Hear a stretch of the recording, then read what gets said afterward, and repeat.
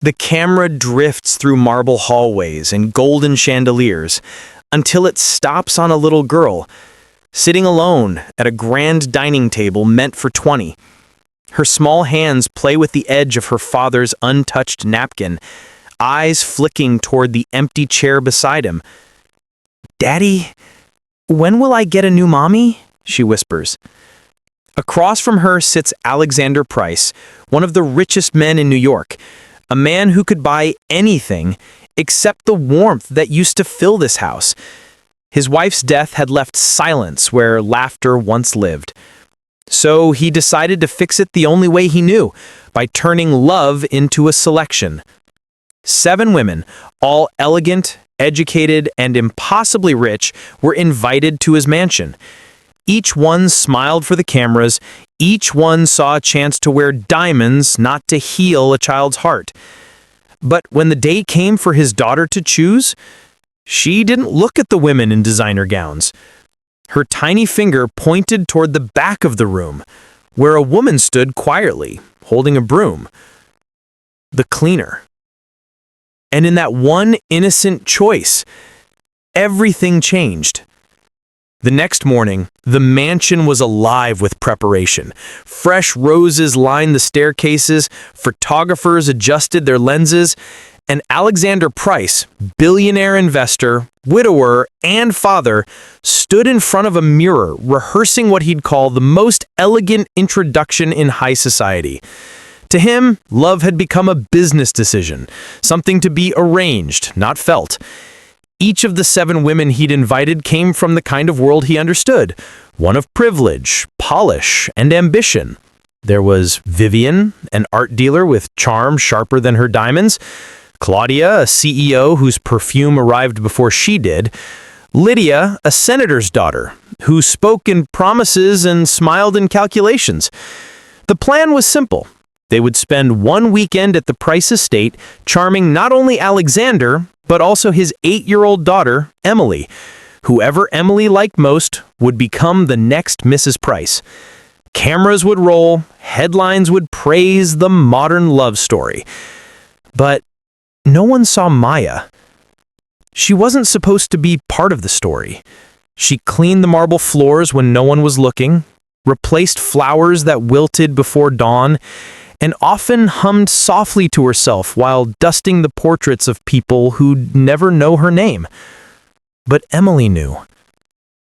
Every night after the grand dinners ended and the mansion's laughter faded into cold silence, Emily would sneak into the service hallway, where Maya worked quietly under the dim yellow lights. Maya never treated her like the billionaire's daughter. She listened, she smiled. Sometimes she told stories about her neighborhood, about how joy could live even where money didn't. So when the day came for Emily to choose a new mom, she didn't hesitate. Her father's voice echoed, "Sweetheart, take your time. You can pick whoever makes you feel safe." Emily's eyes swept over the women in gowns, their smiles frozen, their perfume heavy in the air. Then, slowly, she turned toward the back of the hall, where a woman stood, quietly, holding a broom. "That's her," she said softly.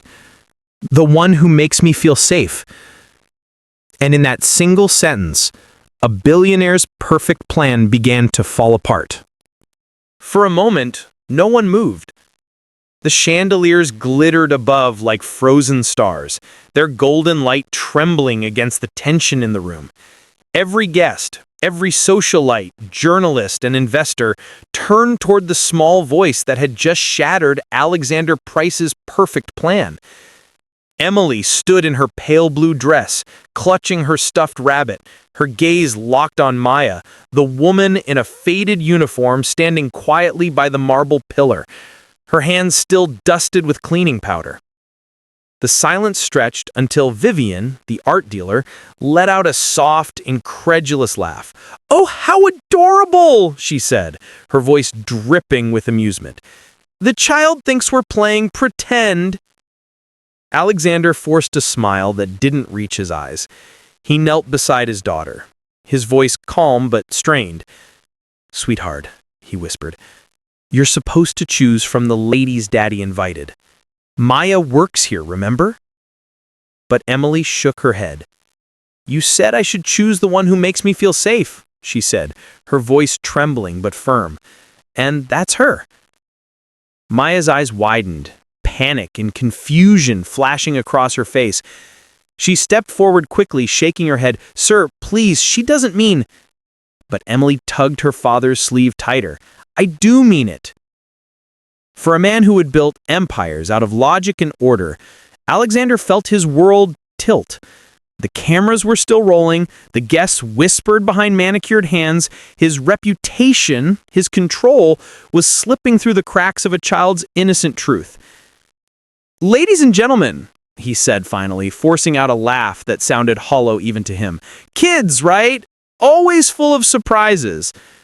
The crowd chuckled politely, but the moment lingered. Sharp, uncomfortable, real. When the guests were gone and the mansion doors closed, Alexander stood in the silent ballroom, his reflection fractured across the polished floor. Emily was in her room upstairs with the stuffed rabbit by her side. Maya had disappeared back into the service quarters, her eyes lowered, her heart racing. That night, Alexander couldn't sleep. He kept replaying the words, "the one who makes me feel safe." He remembered how Emily hadn't spoken to anyone for months after her mother's passing, how she'd begun smiling again only recently, small, fleeting smiles he'd never been able to explain. And now he realized they'd come from Maya. At dawn, he found himself walking down the back corridor, where the walls smelled faintly of bleach and lavender soap. He stopped at the laundry room door. Maya was there, folding linens, her movements quiet and steady. When she saw him, she froze. "Sir, I'm so sorry about yesterday," she said quickly, her voice low. "Emily didn't mean to cause—" "Stop apologizing," Alexander said gently. "You didn't do anything wrong." She looked at him uncertainly. "It's just, I don't want to lose my job." "You won't," he said. Then, after a pause, "Tell me something. Why does she trust you so much?" Maya hesitated. "Because I listen, and I don't tell her what to feel." That answer lingered with him for days. In the following weeks, things began to shift in ways Alexander couldn't control. Emily would insist that Maya accompany her to breakfast, to the garden, even to her tutoring lessons. The tutors complained. The staff whispered. The women who had once circled him with practiced smiles now looked at Maya with disdain, as though she had trespassed into a world that wasn't hers. One afternoon, Claudia, the CEO, cornered him in his office. "You need to end this," she said sharply. "You're letting a cleaner influence your daughter? It's not just improper, it's dangerous for your reputation." But Alexander didn't answer. His eyes were on the courtyard below, where Emily and Maya sat on the grass, surrounded by paintbrushes and jars of color. Emily was laughing, truly laughing, as Maya painted small stars on her hand. For the first time in months, the sound filled the mansion with something that felt alive. That evening, Alexander joined them for dinner, something he hadn't done in a long time. The three of them sat around a simple table in the kitchen, not the grand dining hall.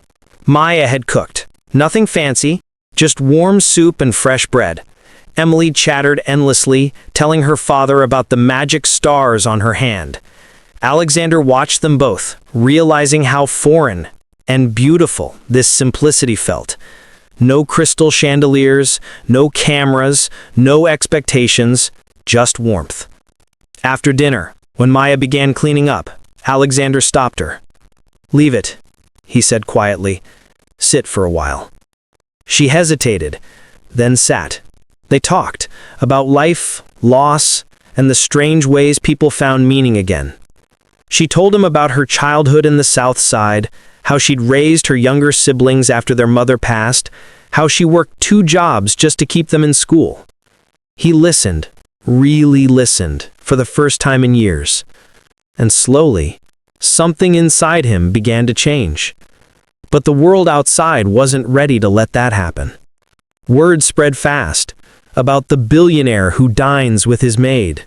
Rumors twisted into headlines. Paparazzi waited outside the gates, their cameras hungry for scandal. Investors called. Friends avoided him. "Alexander, you're risking everything for a cleaning woman," one of his business partners shouted during a meeting. But Alexander no longer cared about headlines. He'd seen his daughter smile again. He'd found something real. Still, the pressure grew. That night, Maya came to him, eyes wet, voice trembling. "Sir, I think I should go," she whispered. "For Emily's sake, for yours."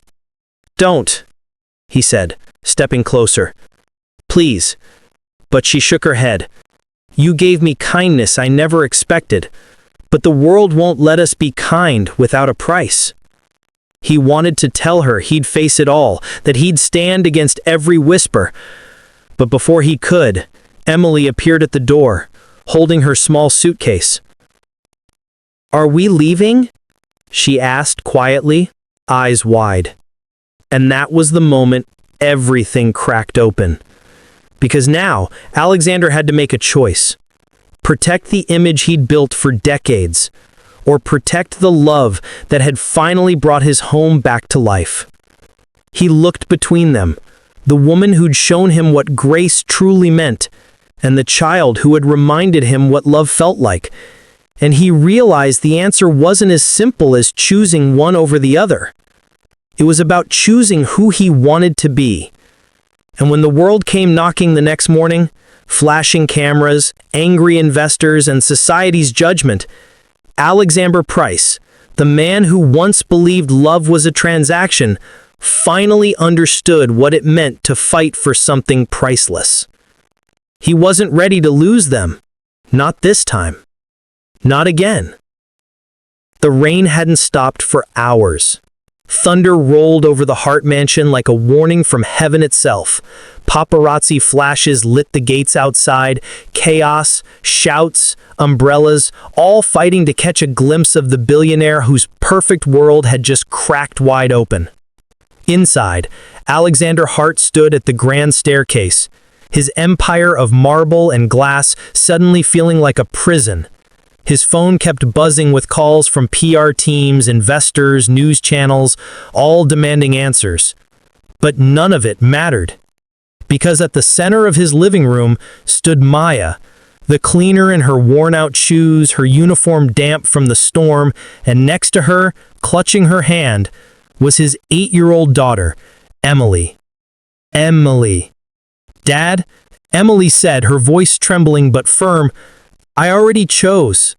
I don't want a rich mom. I want her." The room fell silent. Even the rain outside seemed to pause. Maya lowered her eyes, her hands trembling. "Sir, I never meant for any of this to happen. Emily just... She just needed someone to listen." Alexander's jaw tightened.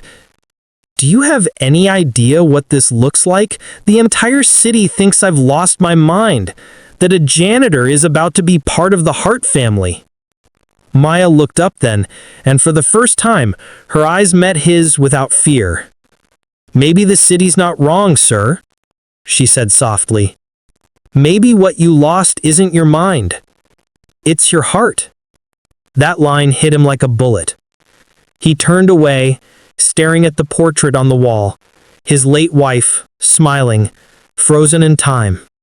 It had been 4 years since cancer took her, 4 years since Emily stopped laughing, since the house became cold, quiet, mechanical.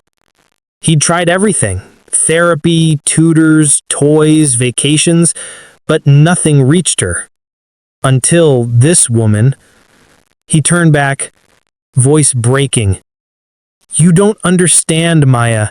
This isn't a fairy tale. I can't just bring you into our lives like some miracle worker." Maya's voice was steady now. "I never wanted to be anyone's miracle, Mr. Hart. I just wanted Emily to feel loved again. That's all. Emily squeezed her hand tighter. Dad, she's the only one who talks to me like I'm not broken. That was it. The final crack. Alexander's defenses, built over years of grief and guilt, began to crumble. He sank into the chair, burying his face in his hands. I don't know what to do anymore, he whispered. Maya took a step forward. Then start with what you feel, sir, not what the world expects. That night, the house stayed quiet. Reporters were escorted away, the rain slowed, and in the stillness, Alexander found himself standing outside Emily's room. The door was half open. Inside, Maya was singing softly, a lullaby, warm and unpolished, like a memory from a simpler world. Emily lay curled beside her, finally asleep, her face peaceful for the first time in years. Alexander stood there silently, his chest tight. He hadn't heard that kind of peace in his home for a long time. He turned to leave, but his foot brushed against something by the door. A tiny sketchbook, Emily's. Curious, he picked it up and flipped it open. Page after page, drawings of himself and Emily, cold, distant, alone. Until the last few pages. There, Maya appeared in every drawing. Emily smiling. The house bright. Laughter. Sunlight. Tears blurred his vision. He shut the book and pressed it against his heart. The next morning, the world was still buzzing. News anchors debated his scandal. Social media exploded with headlines. Billionaire's daughter rejects heiresses, chooses the maid. Is this love or madness? But inside the Hart mansion, something had changed. Alexander walked into the kitchen, not the boardroom, not the media room, but his own kitchen. For the first time in years, he saw Emily giggling as Maya flipped pancakes. Flour dusted her cheeks. The sunlight hit her hair, making it glow like bronze. Maya froze when she saw him. "Good morning, sir. I was just—" He interrupted softly. "It's Alexander." Her eyes widened slightly. He looked at the table, the pancakes, the syrup, the extra plate waiting. "Is that one for me?" he asked with a faint smile.